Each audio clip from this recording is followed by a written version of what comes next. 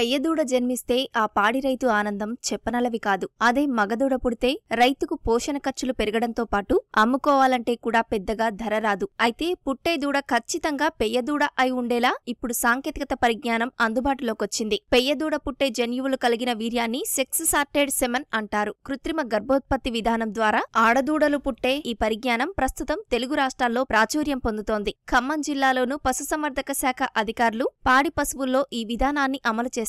కేంద్ర, రాష్ట్ర ప్రభుత్వాల ఆధ్వర్యంలో పశుసంవర్ధక శాఖ సహకారంతో అమలవుతున్న ఈ విధానం పాడి రైతులకు అక్కరకొస్తుందంటూ ఖమ్మం జిల్లా వైరా పశుగణాభివృద్ధి సంస్థ అధికారి డాక్టర్ కె కిషోర్ వివరిస్తున్నారు. గ్రామాల్లో ఉన్నటువంటి పశు సంపదకు మంచి మేలుజాతి దూడల్ని అందించే విధంగా రైతు ఇంట్లో కూడా మేలుజాతి పశు సంపద పెరిగే విధంగా చాలా రకాలైనటువంటి ప్రోత్సాహకాలు అందిస్తూ గత 30-40 సంవత్సరాల నుంచి పశుసంవర్ధక శాఖ కీలకమైనటువంటి నిర్ణయాలు తీసుకుంటూ రావడం జరుగుతుంది. ముఖ్యంగా 50% వరకు పుట్టేటువంటి మగదూడలు వాటి యొక్క పోషణ, వాటి యొక్క పాలన కూడా చాలా కష్టతరంగా మనం గమనించడానికి అవకాశం ఉంది. సుమారుగా 9-10 నెలల పాటు మగ దూడల్ని పెంచడానికి రైతుకు వచ్చే ఖర్చు కూడా అధికంగా కనపడుతూ ఉంటుంది. సో ఈ ఖర్చుని తగ్గించడం కోసము కేంద్ర రాష్ట్ర ప్రభుత్వాల సమన్వయంతో ప్రత్యేకమైనటువంటి వీర్యనాళికలు, వీటి ద్వారా కేవలం ఆడదూడలు 95% వరకు పుట్టేటట్టు కూడా ఈ వీర్యనాళికలు తయారు చేయడం జరిగింది. అయితే దీంట్లో భాగంగా గత 2 సంవత్సరాల నుంచి ఆడదూడలు మాత్రమే పుట్టేటట్లు సెక్స్ సార్టెడ్ సమాన్ని ఉత్పత్తి చేస్తూ వివిధ రకాల సంస్థల ద్వారా వాటిని కొనుగోలు చేస్తూ అధిక మొత్తం ఏంటంటే ఖర్చులు వస్తున్నా కూడా రైతులకి అందుబాటులోకి తీసుకొచ్చి కేవలం 250 రూపాయలకు మాత్రమే ఇంటి వద్దనే కృత్రిమ గర్భధారణ చేయించడం జరుగుతూ వస్తుంది. ఇటువంటి ప్రణాళికలో కేవలం ఆడదూడలు మాత్రమే పుట్టడం జరుగుతూ వస్తుంది. దీనివలన రైతుకు చాలా రకాలైనటువంటి ప్రయోజనాలు చేకూరేందుకు అవకాశాలు ఉన్నాయి. ఇటువంటి ఈ వీర్యనాళికల్ని పశుసంవర్ధక శాఖ ద్వారా మరియు తెలంగాణ రాష్ట్రంలో Telangana state livestock development agency ద్వారా, జిల్లాలో ఉన్నటువంటి డిఎల్ఏలు district livestock development agencies ద్వారా రైతుకి గోపాలమిత్రుల ద్వారా ఈ సర్వీస్ని రైతు ముంగిట్లోకి అందజేయడం జరుగుతూ వస్తుంది. వీరే కాకుండా కృత్రిమ గర్భధారణ నిపుణులైనటువంటి పశు వైద్యాధికారులు, ఇతర పారాస్టాఫ్ల ద్వారా కూడా పశు వైద్యశాలలో అన్ని చోట్ల కూడా అందుబాటులో ఉంచడం జరిగింది. ఈ వీర్యనాళికలు అన్ని రకాల కన్వెన్షనల్ వీర్యనాళికల్లానే ఉండటం జరుగుతుంది. వీటిని మనం పశువు ఎదకు వచ్చినప్పుడు 2వ ఈత, 3వ ఈత పశువు యొక్క హిస్టరీ తీసుకొని వాటి యొక్క యోగ్యమైనటువంటి పశువులు సరి అయినటువంటి యథ లక్షణాలు కలిగి ఉన్నటువంటి పశువుల్లో కృత్రిమ గర్భధారణ జరిపినట్లయితే 2-3 నెలల కాలంలోనే పశువు యొక్క గర్భకోశ స్థితిని గమనించి దాన్ని నిర్ధారించి మనం అప్లోడ్ చేయడం జరుగుతూ వస్తుంది.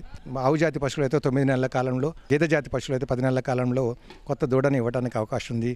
ఈ దూడ ఖచ్చితంగా కూడా ఆడదూడలు పుట్టడానికి 90% అవకాశం ఉంది. దీనివల్ల ఉత్పత్తి యోగ్యత అధికంగా పెరుగుతుంది. మానవ అవసరాలకు కావాల్సినటువంటి పాల ఉత్పత్తులు ఏవైతే ఉన్నాయో వాటిని త్వరగా మీట్ అవ్వడానికి కూడా అవకాశం ఉంది. దీంట్లో ముర్రా జాతి, జెర్సీ హెచ్ఎఫ్ జాతి మరియు మెహసన్ వంటి అన్ని రకాల సెక్స్ సార్టెడ్ సెమన్తో కూడినటువంటి వీర్యనాళికలు అందుబాటులో ఉంచుతూ రావడం జరిగింది. కేంద్ర ప్రభుత్వము, రాష్ట్ర ప్రభుత్వాలు కూడా ఈ పశు కామందుల కోసము మరియు డైరీ పరిశ్రమల వారి కోసము వివిధ రకాల స్కీమ్స్లో వీటిని పెట్టడం జరుగుతూ వస్తుంది. దీంతోపాటు భారత్ పశుధాన్ అభయాన్ వంటి స్కీముల ద్వారా, వాటి యొక్క యాప్స్ ద్వారా వీరి యొక్క సర్వీసెస్ను కూడా అందుబాటులో వాటి యొక్క నిక్షిప్తం చేయడం జరుగుతూ వస్తుంది. అట్నే చేసినటువంటి వీర్యనాళికల యొక్క నమోదు కార్యక్రమం కూడా అంతర్జాలంలో నిక్షిప్తపరుస్తూ రావడం జరుగుతుంది.